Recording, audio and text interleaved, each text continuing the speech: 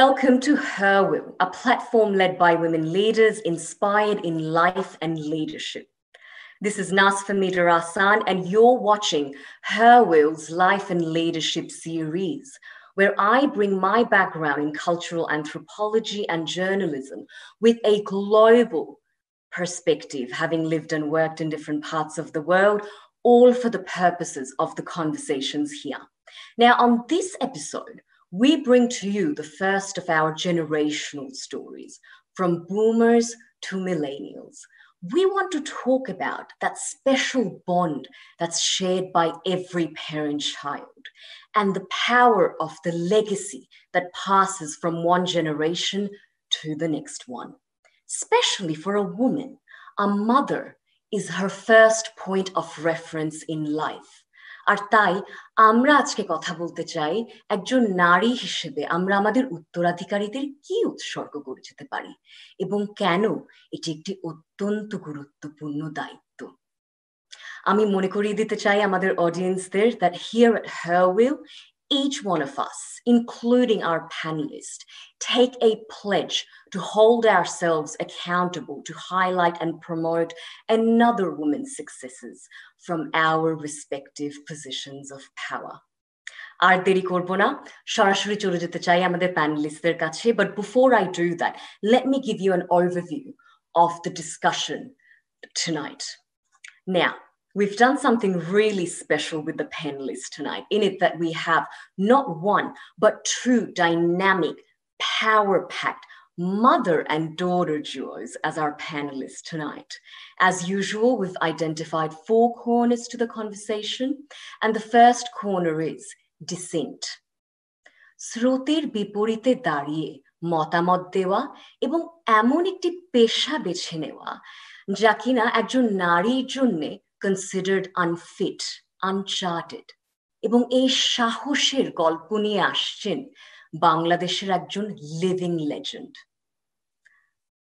HerWILL is privileged and honored to present to you national film and একুশে পদক winner, the renowned veteran film and television actor Dilara Zaman.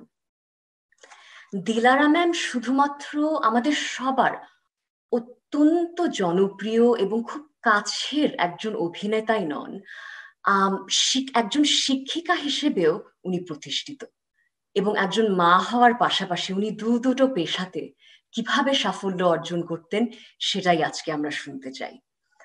And to build on this conversation, HerWILL's proud to also present her daughter as our second panelist of the night, Zubaira Choudhury. Zubaira's a full-time professional and a full-time mother. And we want her to address the second corner of tonight's conversation, which is a social support system. Zubaira will help us understand the significance of a strong network of support, especially for a woman, to ensure a successful life and career.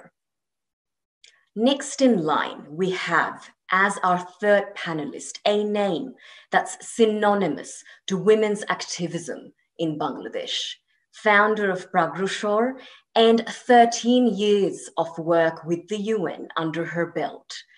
We present to you, HerWILL's proud to present none other than Fawzia Khondokar Eva, considered a national gender expert in Bangladesh. And Fawzia Auntie will help us address the third corner of tonight's conversation, which is one for all and all for one. Why, when one woman speaks, she speaks for all women concerned.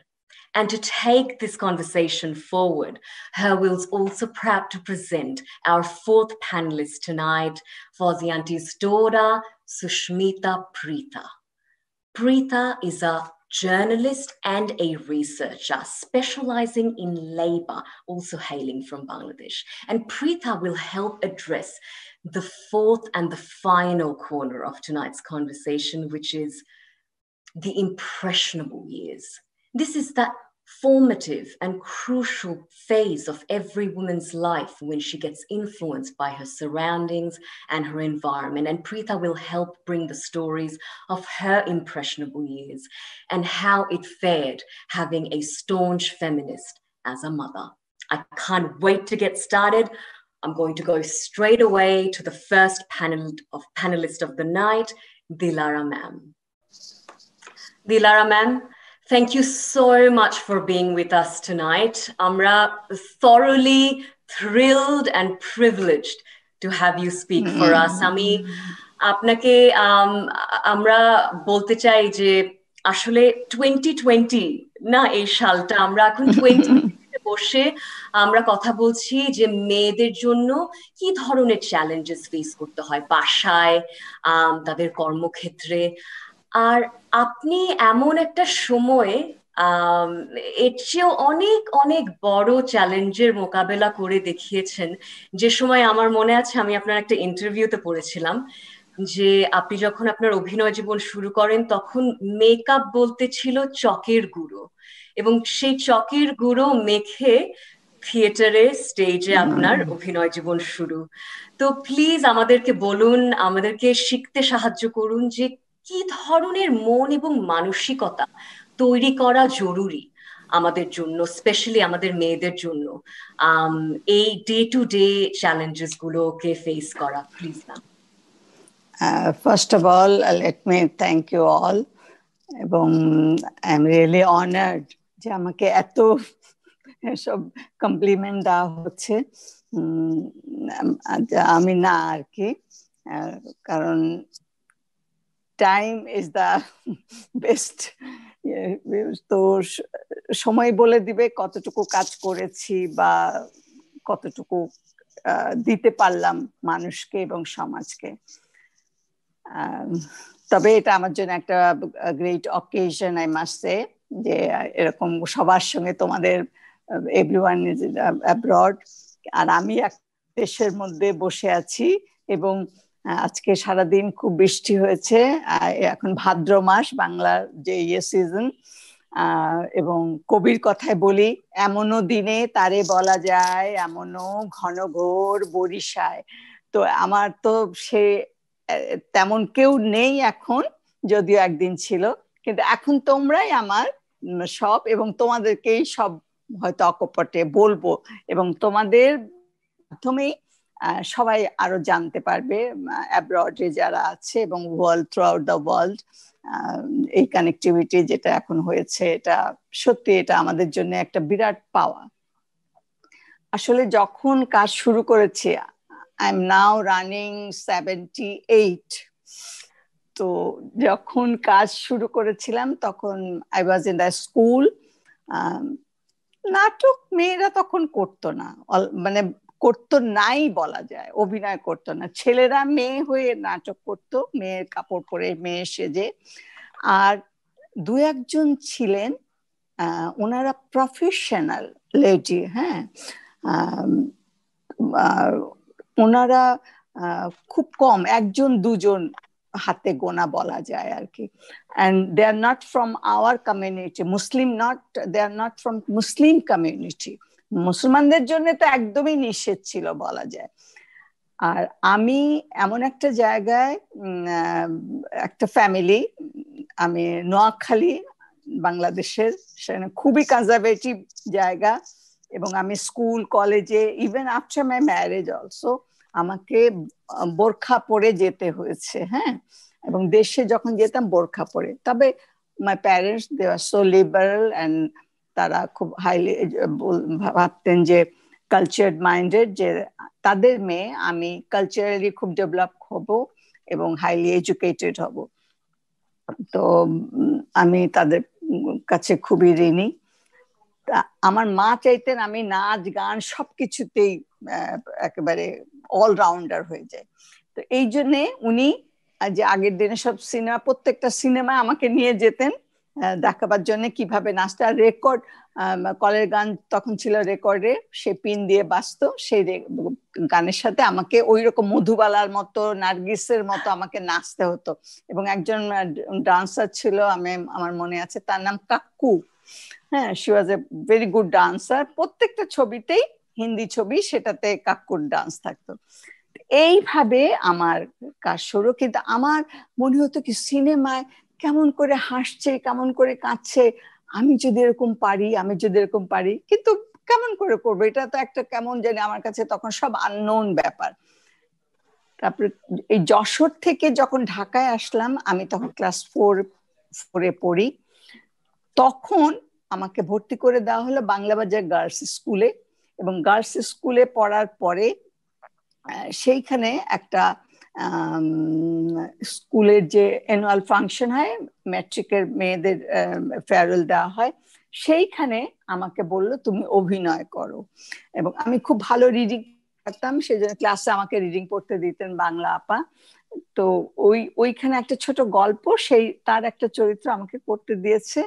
এবং আমি এখন মনে হয় যে ওটা কোনো acting ট্যাক্টিং কিচ্ছু হয়নি, জাস্ট এসে সংলাপগুলো বলেছি, ডায়লগ গুলো, আর আবার স্টেজ থেকে নেমে গেছি, এই একটা স্কুলের মধ্যে। এবং সাজাবার জন্য আমার মনে আছে, আমাদের যিনি এইসব ইয়ে করতেন, ডিরেকশন দিয়েছেন, অর্গানাইজ করেছেন, রোকেয়া রোকেয়া রহমান কবির তার নাম ছিল। তিনি খুবই কালচার্ড লেডি। তো উনি সব অর্গানাইজ করতেন আমাদের ফাংশনটা। উনি শাঁখারি বাজার, সেখানে এখনো ঢাকায় সেই শাঁখারি বাজারের শাখা তৈরি হয়, খুবই রিনাউন্ড প্লেস। তো ওইখানে গিয়ে মেকআপের জিনিস এনেছে, এবং মেকআপের জিনিসটা দেখলাম কি, চকের গুঁড়ো এবং তার সাথে সিঁদুর মিলিয়ে ওইটা পানি দিয়ে আমাদের মুখে লাগিয়ে আমাদেরকে একদম সুন্দরী বানিয়ে ফেললো। এবং সারা মুখটা সুন্দর, কিন্তু হাত পা মুখ এগুলো সব কালো কালো। তো সেই মেকআপের সেই থেকে শুরু। এবং এই জিনিসটা আমরা অনেক দিন, আমি তারপরে এসএসসি পাশ করলাম, কলেজে ইডেন কলেজে ভর্তি হলাম। ইডেন কলেজেও এরকম দু একটা ড্রামা করেছি, সেখানেও এই জিনিস দিয়ে আমাকে সাজিয়েছে। ইভেন আমি যখন ইউনিভার্সিটিতে পড়ি, সেখানেও 63-4-এ, সেখানেও আমি এই সব জিনিস দিয়ে আমাদেরকে কিন্তু সাজানো হতো। আর এখন তো চিন্তাই করতে পারি না যে মেকআপের এত ডেভেলপমেন্ট হয়েছে, আর এই হয়েছে। আর এই নাটকে অভিনয় করার পরে সবচেয়ে মজার একটা ঘটনা, যে আমি স্কুল থেকে বাসায় আসছি, বাসে করে বাসায় তখন আসতে হতো। তো মুখটা না বের করে রেখেছিলাম জানলা দিয়ে, যে সবাই দেখুক এ একটা কিছু করেছে, যার জন্য এরকম সুন্দর হয়ে সেজে আছে। এখনো ভাবলে খুব হাসি পায় আর কি। তো সেই অভিনয় থেকে শুরু করে কলেজে যখন আসলাম, ইউনিভার্সিটিতে আসলাম, তখন সবাই মুখে মুখে জানে যে আমি অভিনয় করি। আমার ফার্স্ট টাইম ছেলে মেয়ের একসঙ্গে অভিনয় করা, আমি যখন কলেজে আসি তখন, সেই সময়কার 61-2 এর কথা বলছি, ইস্ট পাকিস্তান কালচারাল উইক হতো সারা পূর্ব পাকিস্তানের, এখন আর কি যেটা বাংলাদেশ, সব জায়গায় কলেজ ইউনিভার্সিটি থেকে ছেলে মেয়েদেরকে নিয়ে নাটক গান কম্পিটিশন হতো। সেইখানে আমাকে সিলেক্ট করা হলো অভিনয় করার জন্য। কিন্তু আমি বললাম যে স্যার, আমাকে তো আপা, আমাকে তো আমার বাসা থেকে দিবে না ছেলে মেয়ে একসঙ্গে নাটক, এখন কলেজে করি সবাই ছেলে মেয়েরা ছেলে সাজে। সেটা পরে আমাদের প্রিন্সিপাল ছিলেন জেবুন্নেসা রহমান, তিনি আমার আব্বাকে চিঠি লিখলেন যে আপনার মেয়ে আমাদের কলেজে এরকম অভিনয় করবে, সেই ইউনিভার্সিটিতে কালচারাল ইয়েতে, আমাদের সেটা কলেজে শোনান। আব্বা অ্যালাউ করলেন। তারপরে ইউনিভার্সিটিতে ভর্তি হলাম, সেইখানে এরকম, সেটা আমার জন্য একটা বিরাট অনার। এবং আমি মনে করি যে এখনো পর্যন্ত আমি সেটা আমার একটা গর্ব, যে প্রফেসর মুনির চৌধুরী স্যার, তিনিও যখন আমাকে বললেন যে দিলারা, তোমাকে আমাদের ডাকসুর নাটক করতে হবে, আমি বললাম স্যার, আমাকে তো বাসা থেকে অ্যালাউ করবে না। উনি আমার আব্বাকে চিঠি লিখলেন। আর তখন মুনির চৌধুরী স্যার মানে একজন বাংলাদেশের, তখনকার পূর্ব পাকিস্তানের সবাই, আব্বা খুব অনার ফিল করলেন যে উনি লিখেছেন আপনার মেয়েকে একটু আমাদের এখানে দিবেন, আমাদের ডাকসুর নাটক করবে। এবং আমাকে অ্যালাউ করলেন আব্বা। এবং সেই নাটকে আমি, আব্দুল্লাহ আল মামুন এবং এখন আছেন ডক্টর এনাম, আমরা ছেলে মেয়ে আলাউদ্দিন আল আজাদের লেখা মায়াবী প্রহর নাটকটি করলাম, এবং সব পত্রিকা, তখন পত্রিকা বেশি ছিল না, আজাদ, ইত্তেফাক, সংবাদ, সবখানে ছবি বের হলো। এই হলো আমার ক্যারিয়ার। কিন্তু আব্বা আম্মা অ্যালাউ করলে কি হবে, আমাদের আত্মীয় স্বজন সবাই বলে, হ্যাঁ এই মেয়ে নাটক করে, ছেলে মেয়ে, এই মেয়ের কোনোদিন বিয়ে হবে না। এই আবার আমার আম্মার মাথায় একটা মানে চিন্তা ঢুকে গেল। এইভাবে আমি এগিয়ে গেলাম আর কি। কিন্তু তারপরেও যখন আমার বিয়ে হলো, আমার স্বামী ফখরুজ্জামান চৌধুরী, তিনি অনেক উদার মনের ছিলেন, তিনি আমাকে বাধা দেননি, তিনি বললেন তুমি কাজ করো। এবং আমার মনে আছে তিনি অ্যালাউ করলেন, কি করলে কি হবে, তখনও আত্মীয় স্বজন এবং আশেপাশে সবাই খুব একটা ভালো চোখে আমাকে দেখতো। নাটক করা মানে খুব খারাপ একজন মানুষ। এবং আমি অত্যন্ত দুঃখের সঙ্গে এবং সবার কাছে ক্ষমা চেয়েই বলছি, এখনো আমাকে অনেক সময় শুনতে হয় যে আর কত, এখন ছাড়েন, কি ছাড়বো, সবাই আপনি বয়স হয়েছে, হজ করেছেন। আমি বলি যে ডাক্তার, তিনি হজ করে এসে কি ডাক্তারি ছাড়েন? যিনি ওকালতি করেন তিনি কি? এটা তো আমার একটা কাজ, আমি মানুষকে বিনোদন দেই, আল্লাহ পাক আমাকে একটা এত বড় প্রতিভা দিয়েছেন। আর এখন আমি মনে করি আমাদের, এক সময় তো কখনোই কেউ চিন্তা করতো না যে এই অভিনয়কে একটা পেশা হিসেবে নিবে, কিন্তু এখন এটা এটা একটা সাবজেক্ট, পড়াশোনা করছে বিশ্ববিদ্যালয়ে, এটার উপরে সমস্ত কত একটা বিরাট ব্যাপার। তো এটা তো একটা মানে বিরাট একটা অহংকারের ব্যাপার। তো এখনো যুদ্ধ করছি, এখনো মানে মানুষের কথা শুনতে হয়, কিন্তু আমি সবাইকে বলবো, তুমি তোমার কাজে তুমি একনিষ্ঠ থাকবে, সিনসিয়ার থাকবে, এবং কোনো বাধাকে বাধা মনে করবে না। কারণ তুমি মনে করবে যে তুমি একটা ভালো কাজ করছো, যে কাজ দ্বারা তুমি মানুষের, সমাজের এবং তোমার তাদেরকে শুধু আনন্দ দিচ্ছে না, তোমার নিজের মনকেও তুমি প্রফুল্ল রাখছো, ভালো রাখছো, এবং তুমি সুন্দর সুন্দর একটা পরিবেশ তৈরি করছো। এই যুদ্ধটা তুমি চালিয়ে যাবে, তাহলে আমি মনে করি যে কোনো বাধাই কোনো বাধা হতে পারে না। ঠিক তাই। Thank you so much Dilara ma'am, অসম্ভব ফ্যাসিনেটিং ছিল। ছেলেরা মেয়ে সেজে স্টেজে পারফর্ম করছে, এমন একটা সময়কালীন গল্প এবং উদাহরণ দিয়ে আমরা শুরু করলাম আমাদের কনভারসেশনটা। কিন্তু একটা জিনিস যেটা হাইলাইটেড হলো সেটা হচ্ছে প্যারেন্টস এর সাপোর্ট, ফ্যামিলির সাপোর্ট। এবং এই সুরটা টেনেই আমি চলে যেতে চাই আমাদের second panelist Zubaira. Welcome to HerWILL and welcome to this Life and Leadership series. Thank you so much. আমি জানি তোমার অসম্ভব বিজি একটা ডে, তুমি কাজ থেকে ছুটি নিয়ে ইনফ্যাক্ট আমাদের আজকের শোতে এসছো। So thank you first of all. আমি দিলারা ম্যামের স্টোরিটা থেকেই একটুখানি রেশ টেনে আনতে চাই যে ফ্যামিলির সাপোর্ট নিয়ে দিলারা ম্যাম বললেন যে how thankful she still is to her family, to her husband. আমরা তোমার কাছ থেকে জানতে চাই যে as a daughter তোমার অভিজ্ঞতা কি ছিল সেই সময়কালীন, and now as a mother of course কি কি রোল আসলে প্লে করে একটা এখানে আমি আরেকটা কথা বলি, যে আমার মেয়েদের কাছেও আমি ঋণী। কারণ তখন এই প্রথমে যে টেলিভিশনে যখন এই কাজগুলো হতো, রাত 4টা বেজে যেত শেষ হতে হতে, বাসায় এসে দেখতাম যে ওরা ঘুমিয়ে গেছে। আমার স্বামী বসে থাকতেন খাওয়ার টেবিলে, বেল দিলে ওরা জেগে যাবে, আস্তে দরজা নক করতাম, দরজা খুলে দিতে, আমি এসে দেখতাম ওরা ঘুমিয়ে আছে। সকালবেলায় স্কুলে যেতাম, because I was a teacher also, এবং তখন দেখতাম ওরা ঘুমিয়ে আছে, আমি স্কুলে চলে যেতাম। এরকম হয়, তখন তো এত মোবাইল ছিল না, টেলিফোন ছিল না, যেখান থেকে কাজ করছে সেখান থেকে যে ওদের সাথে কথা বলবো। ওদের সামনে আমার 2-3 দিন এরকম কথা হয়নি। আমি বলি যে ওরা কোনোদিন রিভল্ট করেনি যে না তুমি যেতে পারবে না, বা তুমি কেন আমাদেরকে ফেলে চলে যাচ্ছ। তা আমার মেয়েদের কাছেও আমি কৃতজ্ঞ যে ওদের সাপোর্ট না থাকলে আমি আসলে সত্যি কাজ করতে পারতাম না। আমার মেয়েদের কাছে আমি থ্যাঙ্কস এখনো, এবং আমি কৃতজ্ঞ।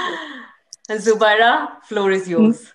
Thank you so much for allowing us this opportunity, and I feel honored and privileged to be coming on the same platform with my mom, even though আমি আমার মায়ের কিছুই পাইনি, but আম্মুর থেকে যেটা শিখেছি যে being independent, you need to identify yourself, what are you in the society. And because I was raised by a working mom, I always thought that I need to earn myself enough money so that I can support my parents when they get old. So এই মাথায় এই জিনিসটা ছোটকাল থেকেই ছিল, যার জন্য আমার মনে হতো যে আমি এমন কিছু একটা করতে চাই যেটাতে আলটিমেটলি আমি সাপোর্ট দিতে পারবো তাদেরকে। আমি কিন্তু কখনো মনে করিনি যে just because I am a daughter I have to get married, start my own family. I always thought if a son can support his family, why can't a daughter do the same? এবং যখন আমি LLB শেষ করলাম Dhaka university থেকে, I came to my mom and I told her that I want to go abroad. কারণ বাইরে গিয়ে হয়তো আমি নিজেকে স্টাবলিশ করতে পারবো। অ্যান্ড দেশে যথেষ্ট সাপোর্ট ছিল আমার। আমার বাবা মা কখনোই আমাকে মানা করেনি আমার ক্যারিয়ারের ব্যাপারে। আমি লতে পড়তে চাইলাম, they were okay with that. আমার ইচ্ছা ছিল পার্সু করা ল, কিন্তু আলটিমেটলি আমেরিকা আসার পরে I change the course and now I am in the mortgage industry. আর যতটুকু যে আসার ব্যাপারে আম্মা একদমই রাজি ছিল না, আম্মা চাইতো আমি বিয়ে শাদী করে আমেরিকা আসি, কিন্তু ইট ওয়াজ মাই ড্যাড, সে আমাকে অনেক এনকারেজ করছে যে না তুমি যেতে চাইলে আমেরিকায়। দুটো ইউনিভার্সিটি থেকে আমার অফার এসেছিল, আব্বু বললো যে না অ্যারেঞ্জ হবে। তো আমি অনেকটা I owe so much to my mum because সে আমার ফান্ড। আর যতটুকু যে আসার ব্যাপারে আম্মা একদমই রাজি ছিল না, আম্মা চাইতো আমি বিয়ে শাদী করে আমেরিকা আসি, কিন্তু ইট ওয়াজ মাই ড্যাড, সে আমাকে অনেক এনকারেজ করছে যে না তুমি যেতে চাইলে আমেরিকায়। দুটো ইউনিভার্সিটি থেকে আমার অফার এসেছিল, আব্বু বললো যে না অ্যারেঞ্জ হবে। তো আমি অনেকটা I owe so much to my mum because সে আমার ফান্ডটা দিয়েছে, কলেজের টাকাটা, আর আমার আব্বু আমার ট্রাভেল এক্সপেন্সটা বেয়ার করছে। তো আম্মাকে আমি বলছিলাম যে আমার বিয়ের জন্য যে টাকাটা রেখেছো ওইটা আমাকে দিয়ে দাও, আমি ওটা মাস্টার্স এর জন্য খরচ করব, আমার এখন বিয়ে করার কোনো ইচ্ছা নাই। তো এনিওয়েজ আমার মনে হয় বিয়ে শাদী এগুলা তো সব আল্লাহর ইচ্ছা, কিন্তু বিয়েটা হয়তো বাবা আমার ইচ্ছাতেই হয়েছে আমার, আমার নিজের পছন্দের বিয়ে না। So it was arrange. I wanted to make them happy in one area, so I had to compromise in that. But so far আমার সাকসেস যাই বলো, আমার প্যারেন্টস ফার্স্ট, দেন আমার হাজবেন্ড আমাকে যথেষ্ট সাপোর্ট দিয়েছে বিয়ের পরে। I wanted to continue, I wanted to stay as a full time career woman. And সে কখনো আমাকে বলে নাই যে বাসায় এসে আমাকে রান্না করতে হবে। আমি 6টার সময় বাসায় আসতাম, আমার খাওয়া দাওয়া সব রেডি থাকতো, সকালে ব্রেকফাস্টও সে আমার জন্য করে রাখতো। তো এই জিনিসগুলি আম্মা দেখে খুব অবাক হয়েছে। আম্মা ছিল তো 2 বছর আমার সাথে, যে মানে আমার আব্বু যেগুলো করে নাই আমার হাজবেন্ড সব ওই জিনিসগুলির মধ্যে ওই গুণগুলি আমার হাজবেন্ডের আছে। তা আম্মা বলে যে আমি দেখো তোমার জন্য একটা পারফেক্ট ছেলে খুঁজে নিয়ে আসছি। তো যতটা সাপোর্ট একটা মেয়ের ক্যারিয়ার, একটা মেয়ে কিন্তু অনেক সময় এই জিনিসটাই প্রবলেম হয়ে যায় বিয়ের পরে, কম্প্রোমাইজ হাজবেন্ডের সাথে। হাজবেন্ড যদি না চায় ক্যারিয়ার, তোমার জন্য কিন্তু ভেরি ডিফিকাল্ট হয়ে যাবে তুমি ক্যারিয়ার পার্সু করা এন্ড এভরিথিং। এবং অনেক মেয়ে বিয়ের পরে দেখা যায় যে চাকরি ছেড়ে দিতে হয়, কি করবে, কম্প্রোমাইজ, সংসার রাখবে না চাকরি আগায় যাবে। তো আমি মনে করি যে একটা মেয়ের নিজের ইচ্ছা তো থাকতেই হয় তার লাইফে আগানোর জন্য, প্লাস ওভারঅল একটা সাপোর্ট থাকা, সেটা হাজবেন্ড বলো, ইনলসদের বা প্যারেন্টস এর সাপোর্টও থাকতে হয়। কারণ অনেক সময় আমি অনেক মেয়েকে দেখছি, শুনছি, বলছে যে আমার বাবা মাও চায় না আমি ক্যারিয়ার পার্সু করি, আমার বাবা মা চায় আমি বাচ্চা টাচ্চা নিয়ে সংসার শুরু করি। তো আমি বাচ্চাও নিয়েছি অনেক লেটে, 5 বছর বিয়ের পরে। I give it a time to think about am I ready to be a mum. সবকিছু আমি মনে করি নিজের ইচ্ছা থাকতে হবে, প্লাস তোমার পার্টনারশিপ কেমন বিয়ের পরে, এটার উপরেও কিন্তু একটা মেয়ে অনেক কিছু ডিপেন্ড করে যে কতটা আগায় যাবে। কারণ আমার আম্মা যেমন বললো যে আমার বাবা আমার মাকে সবসময় এনকারেজ করতো কাজ করতে। আমার বাবা যদি না চাইতো আম্মা এই মিডিয়া লাইনে কাজ করুক, আমার মায়ের জন্য কিন্তু ভেরি ডিফিকাল্ট হয়ে যেত। হয়তো একটা পয়েন্টে she had to choose between family or her media career. তো ওইটাই আর কি, যে সাপোর্টিভ পার্টনারও অনেক দরকার একটা মেয়ের জন্য, আমি মনে করি। না, থ্যাংক ইউ জুবাইরা, বেশ কয়েকটা ইন্টারেস্টিং পয়েন্টস চলে আসলো। তোমার financial independence pointটাও I think is very, very critical to the conversation that we're having. And of course, having that solid support system in your male partners, husband, baba, so male person in the family থেকে সাপোর্টটা। আমি চলে যেতে চাই আমাদের third প্যানেলিস্টের কাছে এই support সিস্টেমেরই রেশ টেনে। Fawzi auntie, thank you so much, not just on behalf of HerWILL, but I take personal pride in welcoming you. I've been in absolute awe of your work ever since I can remember. এবং যারাই ঢাকা এবং বাংলাদেশে gender ইকুয়ালিটির স্পেসে কাজ করে অভ্যস্ত, we can't go, we cannot overlook the volume of work, the body of work that you have behind you. I'm very, very thoroughly inspired by your work. Welcome, first of all. And please help us understand যে কেন যখন আমরা মেয়েরা একটা সামাজিক বা professional স্পেসে কিছু একটা করে থাকি, সেটার রিপল এফেক্টস সমস্ত the entire womankind এর উপর চলে আসে। The floor is yours.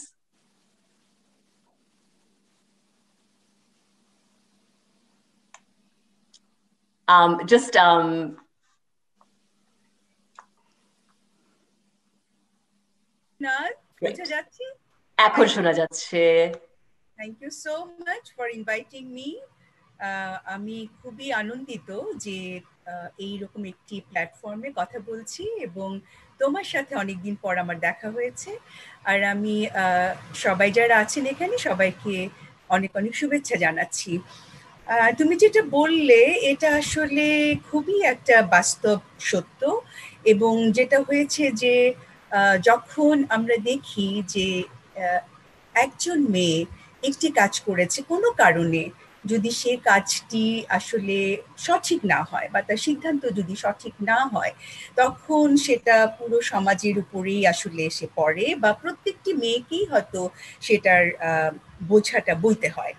তো এটা আসলে আমার কাছে মনে হয় আমরা যেভাবে বেড়ে উঠেছি, এই যে কাঠামো যেটাকে আমরা বলি যে পেট্রিয়ার্কি বা পুরুষতন্ত্র, এই পুরুষতন্ত্র আসলে আমাদেরকে কিভাবে নির্মাণ করছে। আসলে পুরুষতন্ত্র তো নির্মাণ করে একজন নারীকেও একজন পুরুষকেও, এবং নারীকে নির্মাণ করছে এমন ভাবে যে নারী হচ্ছে আসলে সেবা পরায়ণ, এবং সেবা দেওয়াটাই নারীর কর্তব্য।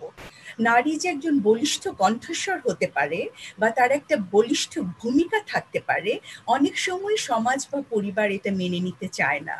এবং যে কারণে আমার মনে হয় দিলারা আপা যেই চ্যালেঞ্জেসগুলো বলেছেন, সেই চ্যালেঞ্জেসগুলো কিন্তু আসলে পরিবার থেকে ওই সহায়তা পেয়েছিলেন বলে আজকে উনি এই জায়গাটায় আসতে পেরেছিলেন।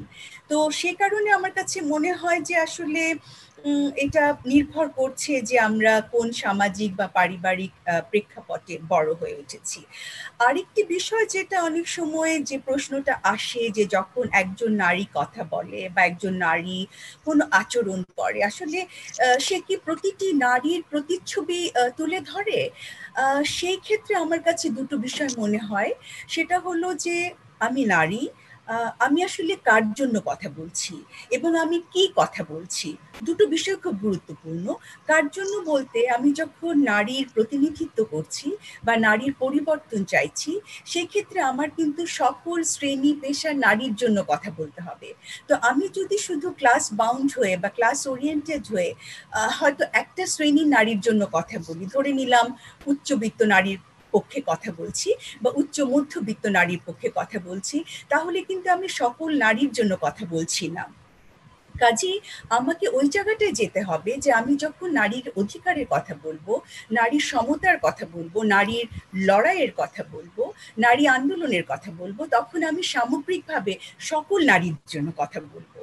আরেকটি বিষয় আমার কাছে মনে হয় যে আমরা যে নারী কথা বলি, সেটা আমি হই বা আরেকজন আদর্শিক নারী হন, সেই নারীর কথা এবং কাজের মধ্যে সমন্বয় থাকতে হবে। কারণ ধরে নাও আমি যদি এখন নারী নির্যাতনের বিরুদ্ধে কথা বলি এবং সোচ্চার হই, এবং বাইরে যদি আমি অনেক রকম কর্মসূচিতে অংশগ্রহণ করি, বা আমি অনেক কথা বলি, আমি প্রশিক্ষণে কথা বলি, নারী পুরুষের সমতার কথা বলি, নারীর মর্যাদার কথা বলি, কিন্তু আমি ঘরে এসে যদি আমার গৃহকর্মীর উপরে সেই রকম সমতার আচরণটা না করি, তাহলে কিন্তু আমার কথার কাজের মধ্যে কোনো সমন্বয় রইল না। তাহলে কিন্তু কেউ আমার কথা শুনবে না, এবং আমিও সবার জন্য কথা বলবো না। তো আমার কাছে মনে হয় এই জায়গাটা খুব বেশি প্রয়োজন, যে আমরা আসলে কিভাবে সামগ্রিক অবস্থাটাকে দেখছি। আরেকটি বিষয় আমার কাছে খুব গুরুত্বপূর্ণ, যে আমি কি বলছি। মানে আমি বলতে আমি নারীকে বোঝাচ্ছি, অবশ্যই নারী সমাজকে বোঝাচ্ছি, যে আমরা নারীরা কি বলছি। আমরা কি আসলে একজন নারীর মর্যাদার জন্য কথা বলছি, নাকি আমরা কোনো শুধুমাত্র বিনোদনের জন্য কথা বলছি। তো আমার কাছে মনে হয় যখন আমি নারী আন্দোলনের একজন সক্রিয় কর্মী, আমার ভাষায়, আমার কথায়, আমার আচরণে, আমার সমস্ত কিছুতে যেন নারী পুরুষের সমতার অঙ্গীকারটা থাকে। আমি এভাবেই বিষয়টিকে দেখি। না, thank you so much Fauzi aunty. আমি কয়েকটা অসম্ভব গুরুত্বপূর্ণ পয়েন্ট উঠে এসছে, আম প্রিটি শিওর সবাই এগ্রি করবে, যে ক্লাসের ব্যাপারটা, যে বাড়িতে ফিরে গৃহকর্মীর সাথে আমরা কিভাবে ব্যবহার করি, সেটা সবসময় আমরা যখন কাজে থাকি বা অফিসে যখন আমরা আমাদের নিজেদের আচরণ করি অন্যদের সাথে, তখন হয়তো আমরা এই ব্যাপারটা খুব ডিফারেন্ট অ্যাঙ্গেলে দেখি। আমরা অনেক সময় দেখা যায় ক্লাস এবং শ্রেণী ভিত্তিতে আমরা ডিহিউম্যানাইজ করে থাকি কিছু কিছু শ্রেণীর মানুষদেরকে। ফ্যাসিনেটিং, এবং আমি ফিরে আসতে চাই, কিছু কয়েকটা very vital points have been raised, but আমি চলে যেতে চাই Pritha, last but definitely not the least. Thank you so much for being with us tonight. Ami Jani, you have an incredibly busy work life as a researcher, as a feisty journalist. Again, a very, very commendable body of work behind you, Pritha. Very proud to have you here personally and professionally. Please tell us a little bit about your impressionable years and just your আমরা just জানতে চাই যে তুমি কোথায়, মানে where do you sit, where's your perspective on how much or how little we get influenced. Thank you so much for your kind words, but it is of course my privilege to be here in the company of such incredible women. Speaking about my childhood, আমি যখন বড় হচ্ছিলাম তখন আমার মাই কিন্তু ছিল একমাত্র মানুষ বা একমাত্র নারী আমাদের এক্সটেন্ডেড ফ্যামিলিতে বা আমার ফ্রেন্ড সার্কেলে যে কাজ করতো, বাইরে কাজ করতো। কিন্তু আমার কখনো মনে হয়নি যে এটা অস্বাভাবিক বা আনন্যাচারাল, বা আমার কখনো মনে হয়নি যে আমি কম আদর পাচ্ছি যে আমার মা বাইরে কাজ করে। বিকজ আমি শুনেছি অনেকের রিজনমেন্ট থাকে যে মা কাজ করে, মা আদর করে না বা সময় পায় না, কিন্তু আমার আসলে সেটা কখনোই মনে হয়নি। আমার সবসময় মনে হয়েছে আরেকটু কম আদর করলেও হয়তো হতো আর কি। যাই হোক, যে জিনিসটা আমার কাছে, যেটা আমার মনে হয় যে আমরা বাচ্চাকালে বেশি শিখি এবং যে জিনিসটা আমাকে শেখানো হয়নি, যেটার জন্য আমি গ্রেটফুল, সেটা হচ্ছে জেন্ডার রোলস। জেন্ডার রোলস আমাদের খুব ছোটবেলা থেকে, সেটা আমাদের খেলনার মাধ্যমে হোক বা আমরা কি কালারের কাপড় পরছি বা কি ধরনের কাপড় পরছি, সেগুলো শেখানো হয়। সো আমার মা, বা ইনফ্যাক্ট ফর দ্যাট ম্যাটার আমার বাবা, যে অলসো একজন কেয়ারিং মানুষ, এবং আমার শুধু যে মা কেয়ার গিভিং রোলে ছিল তা না, আমার বাবা তাকে সাহায্য করেছে, দুজনকে ক্রেডিট দিতে হবে। আমাকে কখনো ওটা শিখায়নি যে তুমি মেয়ে বলে তুমি এই জিনিসটা নিয়ে খেলবে, তুমি মেয়ে বলে তুমি এই জিনিসটা করবে, মেয়ে বলে এটা তোমার জন্য করা ইনঅ্যাপ্রোপ্রিয়েট। সো আমার মনে আছে I've actually experimented with multiple gender expressions. তো একটা সময় ছিল যে খুব বারবি দিয়ে খেলতাম, একটা সময় ছিল যে গাড়ি দিয়ে খেলতাম, একটা সময় মনে আছে যে মা চুল কাটাতে নিয়ে গেলে কানতাম যে আমার লম্বা চুলগুলো কেন কেটে দিচ্ছ। আবার এক সময় ছিল যে একদমই ছোট চুল, আমাকে মানে ছেলের মতো, যে খুবই টমবয়েশ, মানে I went through a phase যেখানে আমি মনে হতো যে ও আচ্ছা আমি টম সয়ারের মতো কিছু একটা হতে চাই। তারপর আমার এরকমও ফেজ গেছে যে আমি ক্রিকেট খুবই দেখতাম, ক্রিকেট ফুটবল দেখতাম। তো তো ছোটবেলা থেকে আসলে বাবা মা স্পেশালি মা কখনোই বুঝতে দেয়নি যে আমি মেয়ে বলে কিছু করতে পারবো না। আমার যেটা মনে হয়েছে বা আমি যা করতে চেয়েছি সবসময় আমাকে এনকারেজ করেছে। So I think that's obviously played a very important role in how I view myself and the confidence I have in myself and the dreams I have had about who I want to be and what I want to achieve in this world. So আমি যখন university গেলাম আমেরিকায়, আপা এরকম বলছিলেন যে সবাই কিন্তু তখন ফ্যামিলি থেকে মানে হয়তো ডিরেক্টলি বলেনি, কিন্তু তখন আমাদের ফ্যামিলিতে কেউ বাইরে যায়নি, একা একা বাইরে যায়নি, এবং ওটা আন্ডারগ্র্যাডের সময়, so right after my A-levels। So মা কিন্তু কখনো বলেনি যে তুমি বাইরে যাবে, আল্লাহ কি হবে, যেও না। আমি নিজে নিজে অ্যাপ্লাই করেছি, তারপর স্কলারশিপ পেয়েছি, মা বলেছে যে অফকোর্স যাবে না কেন। So she was very encouraging in that regard. তারপরে আমার তখন ইচ্ছা ছিল যে আচ্ছা ইকোনমিক্স পড়বো, বাট তারপরে as luck would have it গিয়ে আমি ঠিকই সেই gender and women studies marge subject I somehow I fell in love with it, and ever since আমি কিন্তু gender even my work in labor, my work in journalism is always gender has been a focal point of my work, and feminism and my feminist identity has been a very strong and integral part of my life. So I think ওই impressionable years এ ভালোই brain wash করেছে আমার মা আমাকে। So এটুকুই বলে এখানে শেষ করছি। No, thank you so much, Preetha. কয়েকটা examples that you raised, I found those quite amazing কারণ তোমার আর আমার বেড়ে ওঠার সময়টা তো almost this like a similar time, and I remember ওই সময়টায় বারবি থেকে সুইচ করে গাড়ি নিয়ে খেলা, এই ধরনের শুনতে খুব ছোট মনে হয়, কিন্তু ব্যাপারগুলো একদমই ছোট ছিল না। এবং চুল কাটাটা was a blasphemy, যে সুন্দর বড় লম্বা সুন্দর ঘন চুল থাকবে, সেটা কেটে একটা টমবয় লুক হবে। ওটা had such a direct implication of the nature of the person that we used to be, at least আমাদের impressionable years. So thank you so much, that was a very interesting conversation. আমি এখন চলে যাব আমাদের Q&A এর পার্টে। So the first question that I will throw up in the air, এটা আমি সবাইকেই হেডস আপ দিয়ে দিচ্ছি যে আমি সবাইকেই জিজ্ঞেস করব একটা না একটা পর্যায়ে, কিন্তু প্রথমেই চলে যেতে চাই দিলারা ম্যাম। আপনাকে অনেকক্ষণ বসিয়ে রেখেছি আমরা। না দিলারা ম্যাম, আমি আপনাকে একটা কোয়েশ্চেন করতে চাই। শুনতে হয় যখন আমাকে আপনার কয় ছেলে? আমার 2টি মেয়ে, ছেলে নাই। এই আমার এত মজা লাগে না যে এখনো মানুষের সেই মেন্টালিটি, ছেলে থাকতেই হবে তোমার, তা নাহলে তোমার জীবন বৃথা। তা আমি বলি আমার মেয়েরা মাশাআল্লাহ এত সব যার যার জায়গায় সে ইয়ে করছে, কেন এখনো সেই ডিফারেন্সিয়েশন, সেই একটা ছেলে থাকতেই হবে। এটা এই জেন্ডার, এটা উনি বলছিলেন যে আসলে আমাদের ছোটবেলা থেকেই যদি আমাদের ফ্যামিলিতে এটা আমরা যদি ইয়ে না করি, এস্টাবলিশ না করি এবং ভেতরে না দিয়ে দেই, তাহলে এটা কখনোই আমরা দূর করতে পারবো না। একদম একমত দিলারা ম্যাম আপনার সাথে। আমি একটা কোয়েশ্চেন আপনাকে জিজ্ঞেস করতে চাই, যে সবসময় আমরা শুনে থাকি যে শক্তিশালী যখন একজনকে আমরা ডিসক্রাইব করে থাকি, তখন এমন একটা ইমেজ আমাদের মাথায় চলে আসে। এটা হ্যাঁ, এখন এটা পেট্রিয়ার্কির জন্য হতে পারে, যেরকম ফজিয়ান্টি যেরকম বলে থাকলেন, এটা পেট্রিয়ার্কির জন্য হতে পারে। কিন্তু যখনই আমরা ফেমিনিন ট্রেটস নিয়ে কথা বলি, আমাদের সহানুভূতি, আমাদের কিছু নরম মন হওয়া, সেন্সিটিভ হওয়া, আমাদের ইমোশনাল যে অ্যাসপেক্টস গুলোকে সবসময় একটা উইকনেস হিসেবে দেখা হয়। যখনই আপনি যে ফেমিনিন ট্রেটটার কথাই মনে করেন, ইভেন অ্যাজ এন এক্সাম্পল, আমরা এই কথাটাও বেড়ে ওঠার সময় শুনতে হতো যে তুমি কি মেয়ে নাকি, তুমি কাঁদছো কেন?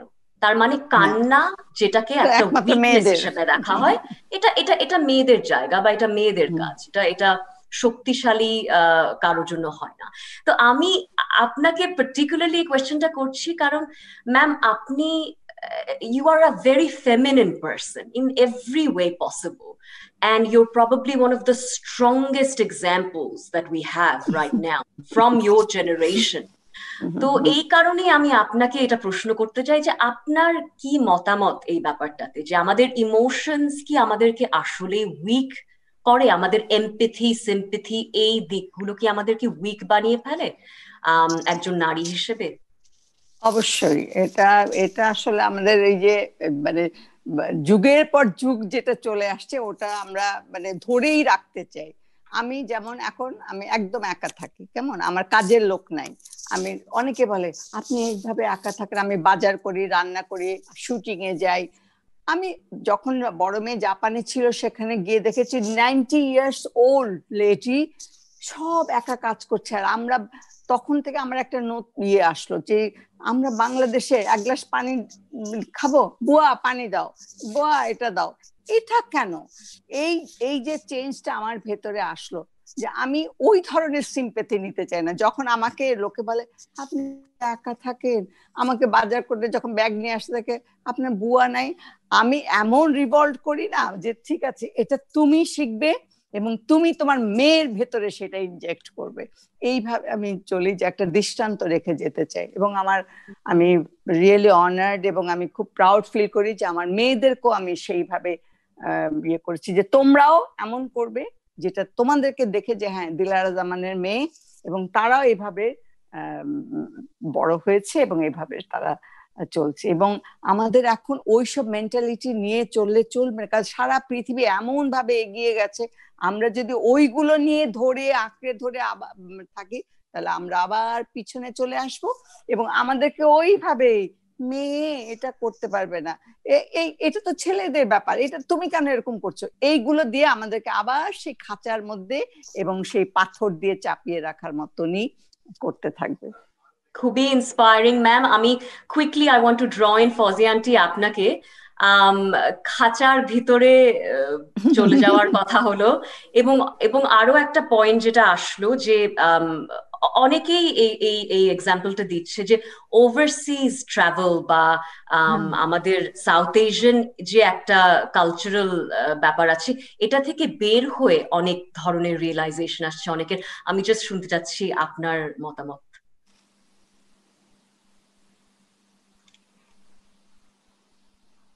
আনমিউট জি, যদি আমি তোমাকে বুঝে থাকি, আমি আগের প্রশ্নটা একটুখানি যেতে চাই আর পরের প্রশ্নটাতে আমি আসবই। সেটা হলো যে তুমি ফেমিনিনিটির কথা বলছিলে, আমি একই সাথে মনে করি যে আমাদের যে মাস্কুলিন ক্যারেক্টারিস্টিক্স তৈরি করা হচ্ছে এবং বা ফেমিনিন ক্যারেক্টারিস্টিক্স তৈরি করা হচ্ছে, দুটোই কিন্তু পরিবার এবং সমাজের তৈরি। এবং আমি মনে করি যে আসলে একজন মানুষ ইমোশনাল হতেই পারে, হ্যাঁ, এবং কোন প্রেক্ষিতে ইমোশনাল হচ্ছে। এবং আমি মনে করি যে পাশাপাশি দুটো যেতে পারে, ইমোশনাল অ্যান্ড রেশনাল। এটা কিন্তু একটা আরেকটাকে বাদ দিয়ে হবে না। এবং এই যে ইমোশনকে বা এই যে নারীর যে কোয়ালিটিস গুলো আছে, সেই কোয়ালিটিস গুলোকে আসলে সমাজ সেটাকে গুরুত্ব না দিয়ে সেটাকে অবদমিত করে রাখে এবং দুর্বলতা হিসাবে দেখে। এবং এটাও কিন্তু তুমি যেটা বলেছো পেট্রিয়ার্কির একটা কৌশল, যাতে একজন নারীকে সবসময় আমরা অবদমিত দেখি। তাকে একজন মেয়ে যত কম কথা বলবে, যত সবকিছু মেনে নেবে, যত সে নমনীয় হবে, তত সে ভালো মেয়ে। যখনই সে প্রতিবাদী হয়, যখনই সে তার গলা উঁচু করে, তখনই সমস্যাটা শুরু হয়। তো সে কারণে আমার মনে হয় এই যে মাস্কুলিনিটি যে তৈরি হচ্ছে, এটাও কিন্তু আমাদের পুরুষকে যে সংবেদনশীল করছে না, নরম করছে না, কেয়ারিং করছে না, এটা কিন্তু তার জীবনকে এবং পরবর্তীকালে তার অন্য যে পরিবারের যে জীবন শুরু হয় সেটাকে কিন্তু ক্ষতিগ্রস্ত করে। কারণ হচ্ছে যে সে যদি আমরা একটা মেয়েকে তৈরি করছি ফুলের মতো নরম করে, আর একজন পুরুষকে তৈরি করছি বীর যোদ্ধা, কঠোর পরিশ্রমী, এবং সে কাঁদবে না, সে কোনো রকম মানে হতাশ হবে না, তাকে সবসময় জয়ী হতে হবে। এই যে তাকে সবসময় জয়ী হতে হবে, এটা কিন্তু তার জন্য একটা মানসিক কষ্ট। তো এই নির্মাণটা আসলে একটা বড় জায়গা আমি মনে করি।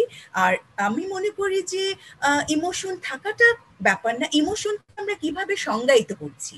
কারণ আমি যদি হাসতে পারি আমি কাঁদতেও পারি, এবং নাথিং রং উইথ দ্যাট। আমার যদি কান্না পায় আমি সেটা করবই, এবং আমি করতে চাই, কারণ এটা আমাকে হয়তো আমার জায়গা থেকে বের করে নিয়ে আসতে পারে, আমার কষ্ট থেকে। কিন্তু এটা আসলে পিতৃতন্ত্র, যেটা আমাদেরকে শিখিয়েছে যে কান্না হচ্ছে দুর্বলতা, কিন্তু আমি মনে করি কান্না দুর্বলতা নয়। এবং পুরুষদেরও কাঁদা উচিত। এবং আমরা যে শিখাই যে ছোটবেলা থেকে তুমি কাঁদবে না, বা একটা ছেলে কাঁদলে বলি যে আরে ছিচ কাঁদুনি, এই যে আমরা একটা পুরুষকে নির্মাণ করছি, এই পুরুষ কিন্তু পরবর্তীতে গিয়ে নির্যাতনকারী হয়ে ওঠে, সেটাও আমাদেরকে বুঝতে হবে। আর তুমি যে দ্বিতীয় প্রশ্নটা করেছো, যেটাতে আমি বুঝে থাকি, সেটা তো অবশ্যই যে দক্ষিণ এশিয়ায় এখন আমরা দেখতে পাচ্ছি যে অনেক নারীরা বেরিয়ে এসছে, তারা নানা রকম কাজ করছে, এবং আমি খুবই আশান্বিত যে আজকে আমাদের নতুন প্রজন্ম যারা ধরো আমরা যখন কাজ শুরু করেছিলাম, বিশেষ করে আমি এনজিওতে যখন কাজ করতে এসেছি, দিলারা আপা একরকমের অভিজ্ঞতার মধ্যে দিয়ে গেছেন, আমিও কিন্তু আরেক রকম অভিজ্ঞতার মধ্য দিয়ে গেছি। আমাকে মানে আই ফিল প্রাউড যে আমি বাংলাদেশের 64টা গ্রামে ঘুরেছি, আমি টেকনাফ থেকে তেঁতুলিয়া দেখেছি, এবং আমার কাছে মনে হয় আমি বাংলাদেশের গ্রামগুলোকে অনেক উপলব্ধি করতে পারি। এই যে শহরে জন্ম হওয়া আমি এই যে গ্রামের এই বোধগুলো সম্পর্কে উপলব্ধি করতে পারি, এটা কিন্তু আমাকে অনেক শক্তি দেয়। কাজে আজকে যখন মেয়েরা এই জায়গাটায় বেরিয়ে এসছে, এবং তারা যখন বিভিন্ন বাইরে যাচ্ছে, কাজ করছে, এবং অনেক চ্যালেঞ্জ নিচ্ছে, সেটার জন্য তাকে অনেক কথা হয়তো শুনতে হয়, সেটা ঠিক। কিন্তু আমরা যদি চ্যালেঞ্জ না নেই, আমরা যদি পথ তৈরি না করি, আমরা যদি বন্ধ হয়ে থাকি যে না আমার ভালো মানুষই, বা আমি একটা ভালো নারী হয়ে সমাজের কাছে থাকবো, নাকি আমি আমার আত্মমর্যাদা সম্পন্ন নারী হয়ে থাকবো, তো সেই ক্ষেত্রে আমার মনে হয় চ্যালেঞ্জগুলো আছে, এবং চ্যালেঞ্জগুলো আমরা নিচ্ছি, এবং আমাদের পরের প্রজন্ম মানে তোমরা অনেক বেশি নিচ্ছ, এবং সেটাই আমাদের একটা বড় জায়গা। আমাদের আন্দোলনের ক্ষেত্রে আমার মনে হয় যে এটুকু প্রাপ্তি আমাদের ঘটেছে, যে তোমরা এখন সাহসের সাথে তোমাদের সিদ্ধান্তগুলো নিতে পারছো। আমি জানি না তোমার প্রশ্নের উত্তর আমি দিতে পেরেছি কিনা, কিন্তু আমি এভাবেই। না ফজিয়ান্টি, আমি ওটাই জানতে চাচ্ছিলাম, কারণ knowing your work and the fact যে আপনি ঢাকা এবং বাংলাদেশের অনেক অঞ্চলে ট্রাভেল করেছেন, তো আমি ওই পার্সপেক্টিভটাই তুলে ধরতে চাচ্ছিলাম। Thank you so much. Zubaira, আমি তোমার কাছে চলে যেতে চাই। Is emotion a problem? তুমি তোমার অভিজ্ঞতাটা কেমন? I think আমার ইমোশন সবচেয়ে বেশি শুরু হয়েছে after I had 2 babies. আমার মনে হয় it's a biological change in your body that makes your heart go more softer. You start crying when you see somebody else's pain. I became more empath. এবং এই জিনিসগুলি আমার মনে হয় through motherhood I didn't know about myself. And এই যে কালকে যেমন আমি বাইডেনের লাইফ স্টোরি দেখছিলাম, and I was crying the whole time. আর আমার ছোট মেয়ে আমার পাশে বসে বলতেছে, মামি আর ইউ ওকে, মামি আর ইউ ওকে। কারণ আমি চাই আমার মেয়েরা আমাকে দেখুক মোর vulnerable স্টেজে, যে it's okay to cry, but at the same time I can be strong like anything. আমার মেয়েদের কাছে আমি ওই ফিগারটা হতে চাই যে they can look up to me, যে না আমার মা যখন কাঁদার দরকার কাঁদছে, আবার যখন স্ট্রং হতে হচ্ছে। আমার মাকে আমি এভাবে দেখেছি, আমার মাও কিন্তু প্রচন্ড ইমোশনাল একজন মহিলা, কিন্তু তাকে পোট্রে করা হয় খুব রাগী দরজাল। তো যখন আমার মায়ের সাথে কেউ কথা বলে, তখন আমাকে বলছে আল্লাহ আন্টি এত সুইট, আন্টির এইগুলো তো জানতাম না, এই নেচার। তো ওইটাই যে আমাদের আমাদের সোসাইটিতে আই থিঙ্ক ছেলেদেরকেও এখন অনেক বাবা মা এনকারেজ করে ইটস ওকে টু ক্রাই। আগে আমরা শুনতাম যে বলতো বয়েজ ডোন্ট ক্রাই, কিন্তু এখন আমার অনেক ফ্রেন্ড যারা ছেলে রেইজ করছে, তারা কিন্তু তাদের ছেলেদেরকে ওইটা শিখাচ্ছে যে কোনো কষ্ট হলে come to us, you can cry on my shoulder and it's okay. তো মেয়েদের ইমোশনটা আমি মনে করি ইটস অ্যান অ্যাসেট, যে আমরা এক্সপ্রেস করতে পারি যখন আমরা রেগে যাচ্ছি, চিৎকার করে কাঁদতে পারছি। ছেলেরা এই জন্য ছেলেদের হয়তো হার্ট অ্যাটাক বেশি হয়, কারণ ছেলেরা কিন্তু শেয়ার করতে পারে না মানুষের সাথে। আমরা কিন্তু একটা সিম্পল হেলথ ইস্যু বলো, family issue, we pick up the phone, call our best friend and ask for advice.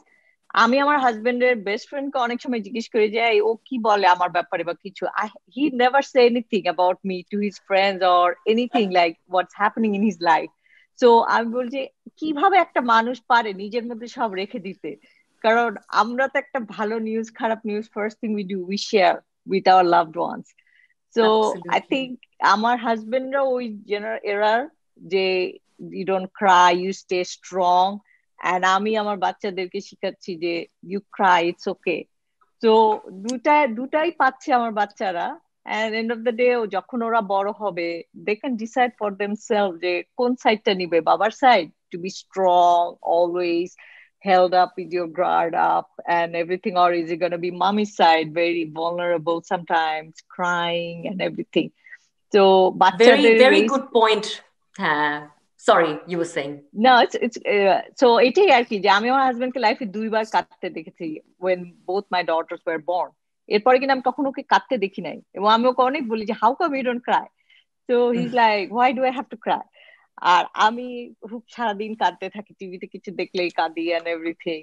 তো ওইটাই আর কি যে it's okay, I mean that's who I am and that's what he fell in love with, and I don't need to change myself, he doesn't need to change himself, but ওটাই আমরা দুজন মিলেই বাচ্চাদেরকে রেস করছি ওইভাবেই যে it's all right, you Absolutely. just balance. Example ta hocche exactly. You're owning up to your emotions, and emotion necessarily isn't a bad thing. Preetha, what do you think? For or against? Well, I think the lack of emotions is a problem, and I think that makes for these global leaders who are always competitive and hating on each other and trying to destroy the world. I think if we had more empathy, if we were sensitive, if we cared about other people, then maybe the world would actually be a better place. And I don't think যে ধরো emotion আর মা যেটা বলছিল যে emotion আর rationality কিন্তু একসাথে থাকতে পারে না, এরকম না। আমার মনে হয় না আমরা যারা আছি মানে এভাবে আমাদের মনে হয় অনেক সময় ডিসক্রেডিট করা হয় যে ও মেয়েরা তো ইমোশনাল, মেয়েদের মধ্যে কোনো লজিক নাই। বাট আমার কথা হচ্ছে I can be logical as well as emotional. There may be a lot of logic in my emotions, right? When I feel anger at the state of the world, I think it's actually very rational. I think it's irrational to not be angry at the state of affairs of the world. I think it's irrational to be so full of hatred all the time. So আমার কাছে মনে হয় যে patriarchy আমাদের আসলে এই ভ্যালুগুলো শিখায় যে কোনটাকে আমরা ভ্যালু দিব। আমরা ইমোশনকে ভ্যালু দিব না, আমরা র্যাশনালিটিকে ভ্যালু দিব, আমরা স্ট্রেংথকে ভ্যালু দিব, কিন্তু আমরা লাভ বা কেয়ারিং নেচারকে ভ্যালু দিব না।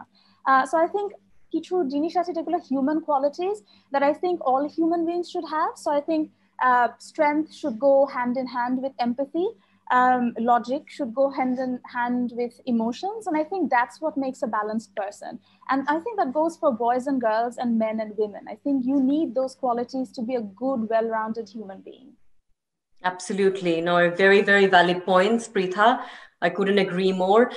Fauzi aunty, আমি এই সেম ডিসকাশনের রেশ ধরেই আমি আমার নেক্সট প্রশ্নতে চলে যেতে চাই যে কিছু ক্লিশেড ক্রিটিসিজম সবসময় শোনা যায়, specially when it comes to leadership. এই সিমিলার কনভারসেশনটাই আমরা যেটা বলছি যে ইমোশনাল বা সব ধরনের ফেমিনিন ট্রেটস গুলোকে ডিসক্রেডিট করা, এবং পাশাপাশি আমরা যদি দেখে থাকি এখন specially in response to COVID-19 যে সিচুয়েশনটা দেখছি, খুব আর্টিকেলস আসছে যে most of the states যেখানে head of states is actually a female, is a woman, সেই দেশগুলো বেটার ফাইট দিচ্ছে COVID-19 এর সিচুয়েশনটাতে। সো আমি জাস্ট এই ইমোশনাল ব্যাপারটা থেকে আমি জানতে চাই, if you could comment quickly যে what do you think যে like what do you have to say in response to some of these cliched criticism আমরা শুনে থাকি যে about female leaders, যে female leaders are probably not a good thing? Thank you Naz. সেটা হচ্ছে যে তুমি খুব সুন্দর করে বলে দিয়েছো। আসলে আমার মনে হয় উত্তরটা তোমার প্রশ্নের মধ্যেই চলে এসছে অলমোস্ট। সেটা হলো যে আমরা আসলে কোন ধরনের লিডারশিপের কথা বলছি। হ্যাঁ, আমরা আসলে এটাও আমাকে বারবার করে ওটাই বলতে হবে যে আমাদের নির্মাণটা কিভাবে হয়েছে, জেন্ডার যে ডিসক্রিমিনেশন তৈরি হয় পরিবারের মধ্য থেকে, এবং ইট ইস নট অনলি যে ফ্যামিলি, অনেকগুলো ইনস্টিটিউশন আছে যে ইনস্টিটিউশনগুলো আমাদেরকে ফেমিনিন করে তুলতে সহায়তা করে। এবং এই যে ফেমিনিন করে তুলছে, কারণ এটা সমাজের একটা প্রাপ্তি। কারণ আমি যদি খুব ফেমিনিন হই, অর্থাৎ যে ফেমিনিন ক্যারেক্টারিস্টিক্স গুলো আমাদের থাকে, তার মধ্যে যেটা সবচেয়ে হলো যে আমরা অনেক সময় প্রতিবাদী হই না, শক্ত সিদ্ধান্ত নিতে পারি না, আমাদের নারীদের অনেক ধরনের আবেগ কাজ করে, তো আমরা অনেক সময় বেশি ইমোশনাল হয়ে যাই, তুমি যেটা বলেছো। কিন্তু আমার কাছে মনে হয় যে যে উত্তরটা আমরা দেখছি যে নিউজিল্যান্ডে বলো বা অন্যান্য জায়গায় যে নারীরা যে রয়েছে, নারী প্রধান, তারা কেন ভালো করছেন? তারা কি ইমোশনাল নয়, বা তাদের মধ্যে কি একেবারেই ফেমিনিন কিছু নাই?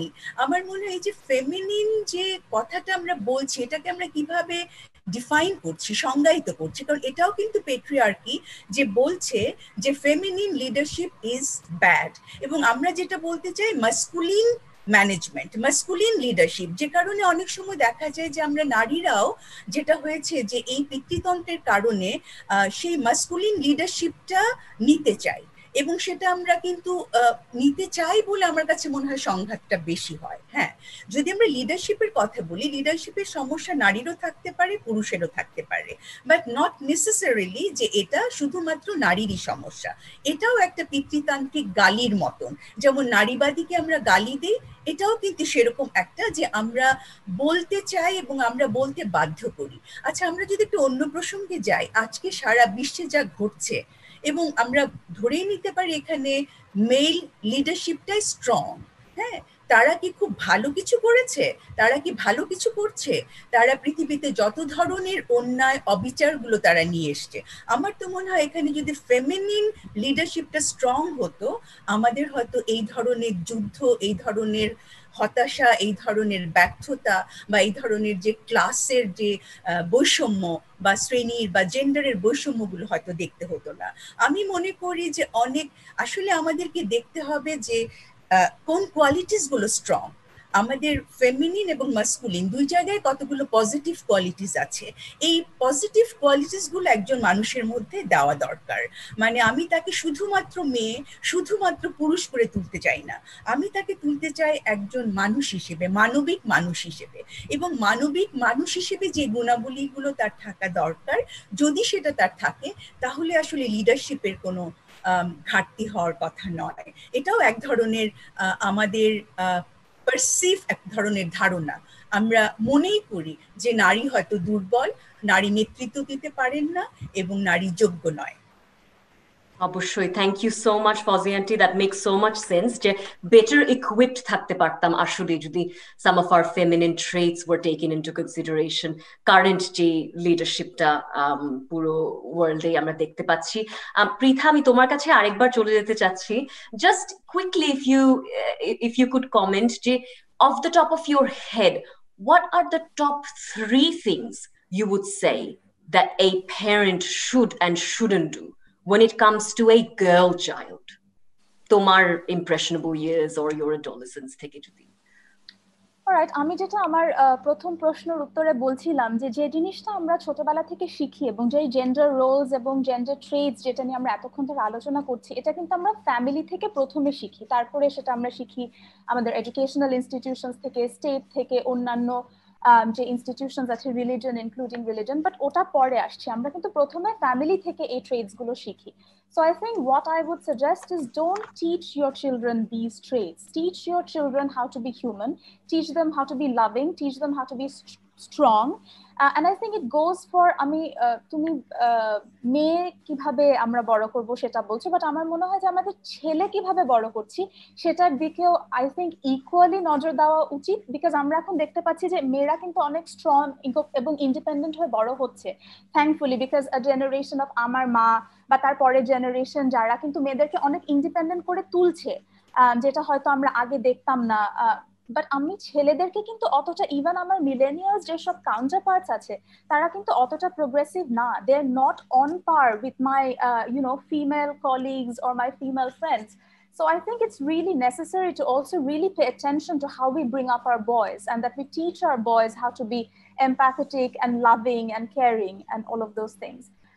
I think when it comes to girls, I think what I would say is যে don't put a lot of pressure on appearance. মানে আমরা সবসময় মেয়েদেরকে বলি যে তোমাকে খুব সুন্দর লাগছে, as if সৌন্দর্য is the single most important thing about her life.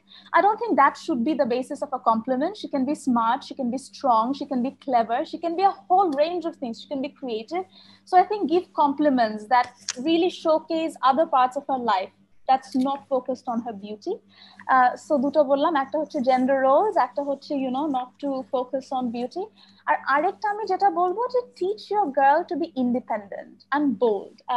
অনেক সময় দেখা যায় যে আমরা স্পেশালি যারা মিডল ক্লাস বা আপার মিডল ক্লাস ফ্যামিলি থেকে আসি, আমাদের মেয়েদেরকে এত বেশি ওভার প্রোটেক্টিভ একটা অবস্থায় বা বড় করি যে ওরা বাইরে যাবে, গাড়ি ছাড়া কিভাবে বাইরে যাবে, সাথে ড্রাইভার না থাকলে কি হবে, বা পড়ে গেলে ব্যথা পেলে কি হবে, ব্যথা পেলে ব্যথা চলে যাবে, ব্রুজ হবে, তারপরে হয়তো একটু স্যাভলন লাগিয়ে দিবেন, তারপরে ঠিক হয়ে যাবে, গাছে চড়তে দেন। গাছ থেকে পড়লে আমি একবার স্কুলে করতে গিয়ে গাছ থেকে পড়ে পা ভেঙেছিও। স্কুলের প্লেগ্রাউন্ডের মাঝখানে আমাদের একটা মাঝে মাঝে গেট বন্ধ করে দিত, সো গাছ থেকে উঠে ওটা পার হতে গিয়ে একবার পড়ে ভেঙেও ফেলেছিলাম। জানি না মায়ের স্টোরিটা জানতো নাকি, সো আজকে জানলো যে এটা হচ্ছে রিয়েল রিজন কিভাবে স্কুলে পা ভেঙেছিলাম। তো ওটাই তার, সো আমার মনে হয় যে ওই জিনিসগুলো খুব দরকার, যে মেয়েকে বড় হতে দেন যেভাবে সে বড় হতে চায়, হ্যাঁ, তুমি বললে ইন্ডিপেন্ডেন্সের কথা, আই থিঙ্ক জুবাইরা তুমিও ফাইন্যান্সিয়াল ইন্ডিপেন্ডেন্সের কথাটা খুব জোরশোর দিয়ে বলেছো। I think definitely I agree, and the converse is true as well. Pritha, thanks for bringing that conversation up, that the millennial boys might not be on par with the progression বা যে ডেভেলপমেন্টটা আমরা মেয়েরা experience করছি। জুবাইরা, আমি তোমার কাছে চলে যেতে চাই for two reasons, just to engage you into this. যে first of all, তোমার নিজের অভিজ্ঞতাটা কি ছিল? If you have a top 3 as well, top 3 things যেটা তোমার কাছে মনে হয় যে একজন parent, but আমি তোমার কাছে I also want to hear the mother's perspective as well, since you're raising children of your own. So আমি স্পেশালি আমি একটা জিনিস বলতে চাই যে খুব শুনে থাকি আমরা এই কমেন্টটা যে এখন বুঝবে না, মা হও তখন বুঝবে। এই ডায়লগটা আমার মনে হয় সব মেয়েরা একবার করে শুনে থাকে। তো এটা কতটা সত্যি আমি তোমাকে দিয়ে শুরু করতে চাই, তারপরে আমি আমি আমাদের দ্য টু মাদার প্যানেলিস্ট ওদের কাছেও চলে যাব। তুমি যদি একটু কমেন্ট করতে। এটা আসলে আমার ক্ষেত্রে যেটা, যে আমি তো দেশ ছেড়ে চলে এসেছি বিদেশে, হ্যাঁ, একটা মানে মা হিসেবে যে একটা কষ্ট, আমার এখন মনে হয় যে আমি আমার মাকে কতটা কষ্ট দিয়ে এসেছি। একটা মানে দেশে কাউকে চিনি না, একা একা একটা মেয়েকে এভাবে পাঠানো। আর আমার এখন মনে হয় যে আমি হয়তো আমার নিজের মেয়েকে বলবো যে না, আগে বিয়ে করো, তারপরে অন্য দেশে যে সেটেল করবা, একা আসতে পারবা না। কারণ আমি যেই প্রবলেম গুলি ফেস করেছি একা একটা মেয়ে হিসেবে, আমি চাই না আমার মেয়ে ওই জিনিসগুলি গো থ্রু করুক। আবার এটাও মনে হয় যে ইটস এ লার্নিং প্রসেস। আমাকে যদি আমার মা ডানা ওভাবে শক্ত না করে দিত, তাহলে হয়তো আমি উঠতে পারতাম না। এবং সবসময় একটা জিনিস আমার মা বাবা আমাদের মধ্যে ইনস্টিল করে দিয়েছিল যে রিমেম্বার হু ইউ রিপ্রেজেন্ট, তোমরা কিন্তু আমাদের সন্তান, তোমরা একটা ভালো কাজ করলে মানুষ বলবে দেখো মুখের ছেলে মেয়েটা কত ভালো করছে। আবার তোমরা যদি কোনো ফল ব্যাক হয়, এটাও রেসপন্সিবিলিটি কিন্তু আমাদেরই চলে আসবে। তো ওই জন্য আমরা দুবনি আমাদের লাইফে যা কিছু, আমরা সবসময় একটা চিন্তা করি যে আল্লাহ আম্মাকে কি বলবো। তো এই জিনিসগুলি আমি চাই আমার মেয়েদের মধ্যে ইনস্টিল করে দিতে, যে don't do anything to embarrass মামি অ্যান্ড ড্যাডি, যে do we talk like that, do we act this way in front of people, কারণ তোমরা আমাদেরকে রিপ্রেজেন্ট করছো। সো বুলিং এই জিনিসগুলি সবসময় আমি আলাপ করি ওদের সাথে। আর একটা জিনিস অবশ্যই যে এখন বুঝি যে ওরা যখন, আমার মেয়ে যদি এখন অন্য স্টেটে চলে যেতে চায় পড়াশোনা করতে, how I am gonna react. তো আম্মা যেটা যে মা হলে বুঝবে, এখন বুঝি যে motherhood means it's always worry, it's always fear of the unknown. এবং আম্মা আমাকে সবসময় কিন্তু ডাক দেয়, কিছু করার আগে আম্মা বলবে এটা করিস না, এখানে যাইস না। এবং আমি যদি ওটা করি, দেখা যায় যে আমার একটা খারাপ কিছু হয়। তো আমি ওইটা খুব এখন মনে করি যে Allah, am I turning like my mom? কারণ আমি আমার মেয়েকে অনেক কিছু এখনই ডাক দিই যে এই ফ্রেন্ডটা ভালো না, এর সাথে আমি তোমার এত মেশা পছন্দ করতেছি না, because of the way she is bin raised. So ওই জিনিসগুলি নিয়ে মনে হয় যে মাদারহুড কামস উইথ দ্যাট, যে একটা কনস্ট্যান্ট ফিয়ার, এবং এই জিনিসগুলি না মা হলে বোঝা যায় না। খুব ইন্টারেস্টিং লাগলো তুমি এই ইনসিকিউরিটিটা বা that fear that we talk about. আমি quickly I want to go to your mother for reference. Dilara ma'am, আমি আপনার কাছে চলে আসতে চাই।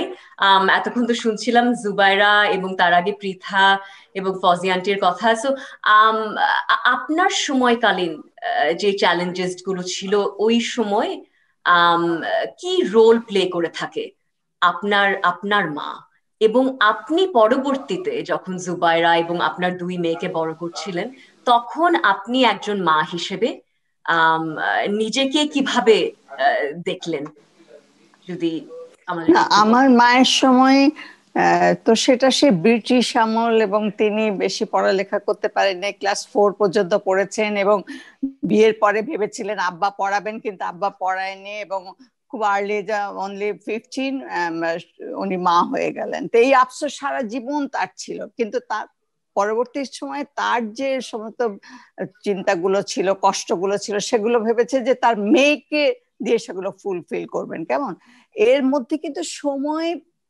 বদলে গেছে, বদলে গেছে আমি বলবো না, মানে খুব ফাস্ট ইয়েতে আমরা এই চেঞ্জ গুলো এসছে আমাদের জীবনে, এবং আমরা মেয়েরা খুব তাড়াতাড়ি আমরা পেরেছি সবগুলো ব্যারিয়ার ক্রস করে ছেলেদের সাথে সমানভাবে এগিয়ে যাবার জন্য।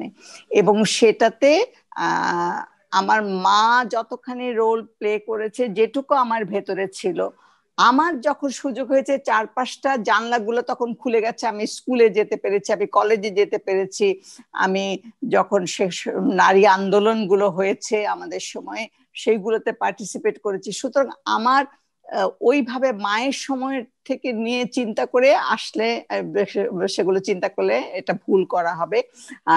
আমি বলবো যে আমার চারপাশ থেকে আমি অনেক নিয়েছি, এবং নেওয়ার পরে আমার যে কথাটা এখনো মনে হয়, এবং আমি আমার বাচ্চাদেরকে যেভাবে তাদের ভেতরে ওটা গ্রথিত করার চেষ্টা করেছি, এবং এখনো আমি সবাইকে বলি, আর ইয়াং জেনারেশনকে বলি, যে তোমরা first of all you are human being এবং ইউ আর রেশনাল। এই কথাটা মনে রাখবে। শিক্ষা মানুষকে এই দুটো জিনিস ডেভেলপ করতে কিন্তু সাহায্য করে, কিন্তু অনেক সময় দেখা যায় যে খালি লেখাপড়া শিখলেই সে রেশনাল হতে পারে না, বা সে যে গুড জাজমেন্ট যেটা, সেটাও অনেক সময় দিতে পারে না। এর কারণ হলো যে তার এনভায়রনমেন্ট, মানে তার যে আপব্রিঙ্গিং যেটা, সেটা যদি ওইভাবে না হয়ে ওঠে।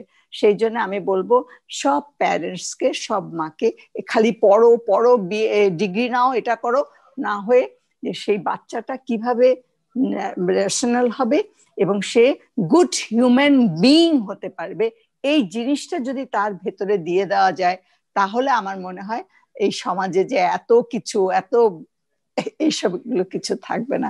এবং আমি চেষ্টা করি, যেখানে যাই, গ্রামে যাই, কাজ করতে গিয়ে আমাদেরকে কত জায়গায় যেতে হয়, সব একদম মানে খেতে পায় না সেসব মানুষের ঘরে গিয়েও আমরা বসি, তাদের জীবন দেখি।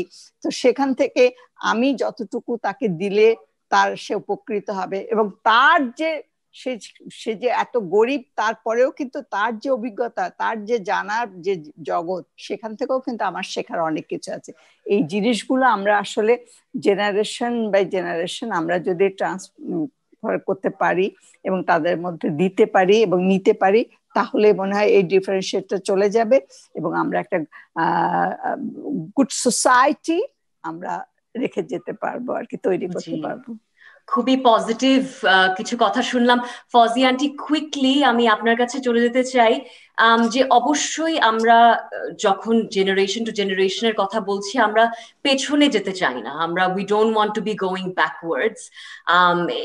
এই যে ভয়ের কথাগুলো যেগুলো চলে আসলো কনভারসেশনে, জুবাইরা তুলে ধরলো যে সাম ইনসিকিউরিটিজ যখন আমরা একটা প্যারেন্ট হয়ে যাই, তখন সামটাইমস আমাদের একজন ইন্ডিভিজুয়াল হিসেবে আমাদের যে চিন্তাধারাটা থাকে, তা থেকে কিছু ভয় ভীতি চলেই আসে আমাদের চিন্তাধারার মধ্যে।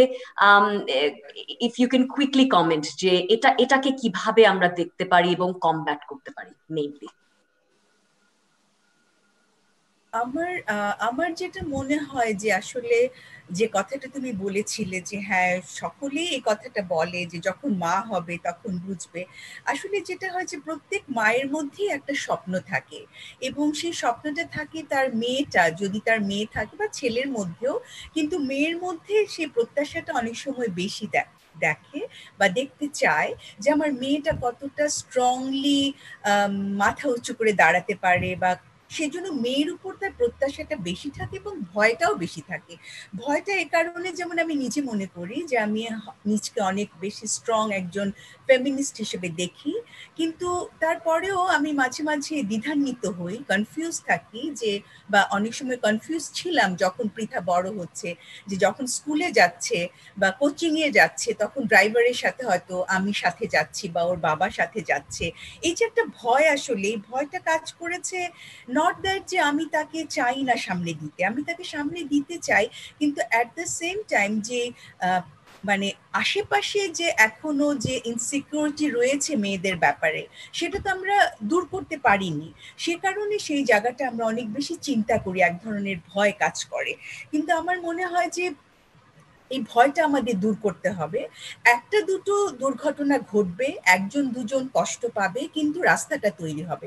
আজকে যদি আমরা দেখি যে আমাদের ধরো আমাদের যে সময় আমরা কাজ শুরু করেছিলাম, অনেক মেয়েরা মানে গার্মেন্টস এর মেয়েরা যখন আসতে শুরু করলো ঢাকায়, মানে আমাদের ঢাকা শহরের মেয়েরা কিন্তু রাতে বাইরে যেত না, আপার ক্লাসের বা যাদের গাড়ি আছে তারা হয়তো যেত, কিন্তু আমাদের গ্রাম থেকে মেয়েরা এসে এবং এই রাত 10টায় যখন তারা তাদের গার্মেন্টস ফ্যাক্টরি থেকে বাড়িতে গেছে বা সকালে গেছে, এই যে তারা একটা পথ তৈরি করে দিয়েছে আমাদের জন্য, সাহসিকতা তৈরি করে দিয়েছে আমাদের জন্য, তারা কিন্তু আমাদেরকে চোখে আঙুল দেখিয়ে দিয়েছে দে আর রিয়েল ফেমিনিস্ট। তারা হয়তো জানে না যে তারা নারীবাদী, কিন্তু তাদের অ্যাকশন, আমি এই কারণে এটা বলতে চাইছি যে আসলে ভয়টা থেকে আমাদেরকে বেরিয়ে আসতে হবে। কারণ হচ্ছে যে ভয় আমাকে পথ দেখাবে না, তো সেই জন্য পথের জন্য আমাদেরকে বাইরে বেরিয়ে আসতে হবে। এই ভয়টাকে জয় করতে হবে। Thank you so much Fouzia aunty. আমরা চলে এসেছি almost to the end of our session, but quickly আমি জাস্ট একটা কুইক রাউন্ড করতে চাই টু আস্ক ইউ যে what each of our panelists here tonight actually view the HerWILL platform as, and what you think um, you can contribute to the mission of HerWILL, to this amazing pack of women that we have over here, and our mission to give each other's wings to soar. Pritha, তোমাকে দিয়ে শুরু করতে চাই. Just a quick round.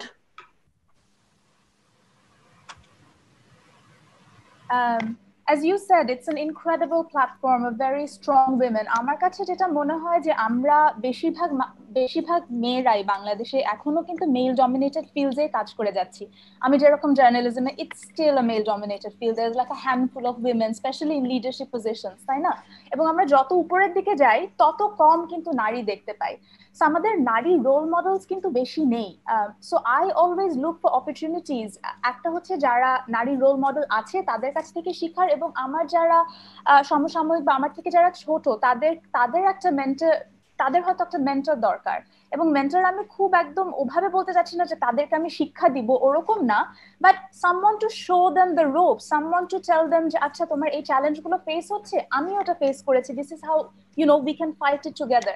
Because অনেক সময় মানে আমরা নিজেরাও কিন্তু অনেক মেল ডমিনেটেড এই কালচারটাতে, টক্সিক একটা ম্যাসকুলিন কালচারে খুব কুকড়ে যাই। সো আমার মনে হয় যে একটা strong network of women can really build you and give you, as you said, give you the wings to spread. So I'm here. I think this is an incredible platform and I'm happy to help in any way I can. So এটুকুই বলবো আপাতত। We're proud to have you here as well. Thank you. Zubaira, if you can do a quick round, please. HerWILL, আমি মনে করি it's an amazing platform for women to come from all sorts of fields, life. They can discuss what they've gone through, what are their journeys. But at the same time, I want to focus on those women who hasn't found their voice yet, who probably stay at home right now, just raising their children and trying to figure it out that what is my own identity. যেটা আমার ক্ষেত্রে আমি face করেছি, because I took a 2-year break and I thought, what was my identity now? I am a homemaker, I'm a full-time stay-at-home mom, but then what else? Am I a career woman or am I a feminist? Because আমরা feminist বুঝাচ্ছি যে you have your own career, you do everything, you're like a top of the game. কিন্তু you can be both. You can be a mom, a feminist, and a woman, and a human being. And আরেকটা জিনিস আমার মনে হয় যে depression নিয়ে এখন HerWILL কাজ করছে, and I am myself suffered postpartum depression, and I have my own depression, battle with depression for almost 9 years now. So I'm willing to work in that field with HerWILL to have a perspective about somebody who actually went through it and what mental health makes you think, like your mental sanity, what is that, and why people feel suicidal thoughts. কারণ আমরা একটা ডক্টরের perspective থেকে অনেক সময় শুনছি, কিন্তু আমরা যখন একটা লিভিং হিউম্যান বিইং কে এনে বলছি যে okay this person is a face of depression, lot of people always ask me why you have depression. আমরা একটা হার্ট পেশেন্টকে কিন্তু কখনোই কোয়েশ্চেনটা করি না। আমাকে অনেকে বলে যে you have everything in life, you have kid, family, career, why would you go through depression? যে আমার যে একটা কেমিক্যাল ইমব্যালেন্স হয়েছে বাচ্চা হওয়ার সময়, এই জিনিসটা আমি মানুষকে বুঝাতেই পারি না যে it can happen to anybody, any time things can happen. So এই প্ল্যাটফর্মে I can work with HerWILL, and I'm able to give my time, and anything you guys need from me, I'm here, and hopefully I want every success for this organization. Fantastic. Thank you so much, Zubaira. চলে যাচ্ছি Dilara ma'am, আপনার কাছে যদি একটু আমাদেরকে বলতেন HerWILL সম্পর্কে, আপনি কি মনে করেন এবং আমাদের মিশনে আপনি কিভাবে যুক্ত হতে পছন্দ করবেন? আমি যুক্ত আছি, যুক্ত হতে চাই, এবং আমি সত্যি আজকে খুব সমৃদ্ধ হলাম। ফৌজিয়া, তার মেয়ে এবং আমার মেয়ে, সবার এত জ্ঞান গর্ভ কথা, আমি really I am so proud, এবং মানে এত ভালো লাগলো, এবং আমি এইগুলোই সবার মাঝে যতটুকু পারি তাদের মধ্যে আমি এটা আস্তে আস্তে বিয়ে করব, এবং তোমাদের সাথে থাকলে আমি সত্যি খুব অনার ফিল করব। Thank you, ma'am. Thank you so much. You're very, very inspirational. Fauzia ma'am, যদি আপনি কুইকলি একটু কমেন্ট করতেন।